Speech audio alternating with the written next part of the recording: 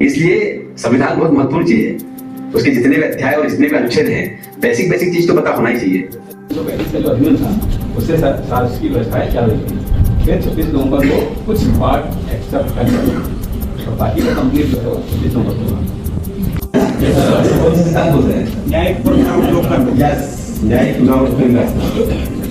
समाजवादी पंथ निरपेक्ष लोकतंत्रात्मक गणराज्य बनाने के लिए तथा उसके समस्त नागरिकों को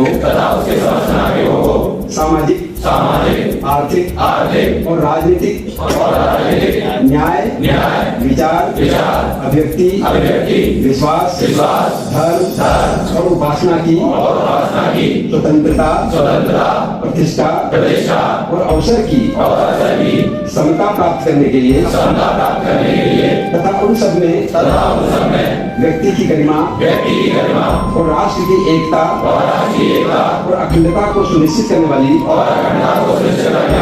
बंधुता को बढ़ाने के लिए दृढ़ संकल्पित होकर अपनी संविधान सभा में आज तारीख 26 नवंबर 1949 ईस्वी को एतद द्वारा इस संविधान को अंगीकृत अधिनियमित और आत्मार्पित करते हैं।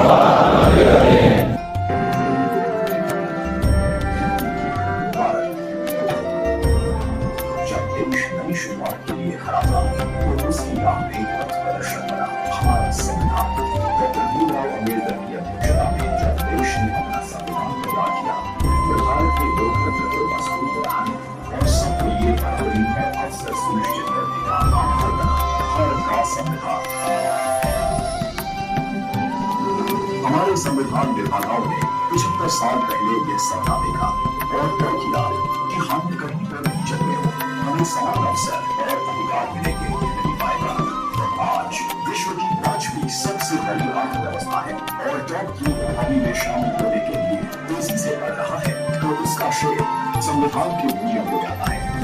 बीते 10 साल में लिए गए फैसलों, बनाई गई नीतियों और उठाए गए कदमों के मूल्य संविधान की स्पिरिट रही है। हमारे संविधान की प्रेरणा की शुरुआत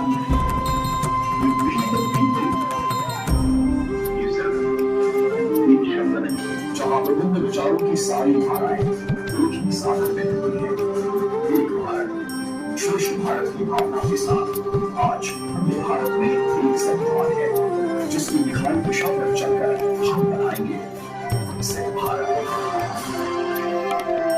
आज हम उसी उद्देश्य से यहाँ इकट्ठे हुए थे। आज हमने संविधान की जो प्रस्तावना है उसका वाचन किया। उससे हमको काफी हद तक एक सार है। संविधान की प्रस्तावना बेसिकली पूरे संविधान का एक सार है, एक निचोड़ है। उससे हमको समझ में आता है कि हमारे संविधान का मूल उद्देश्य क्या है।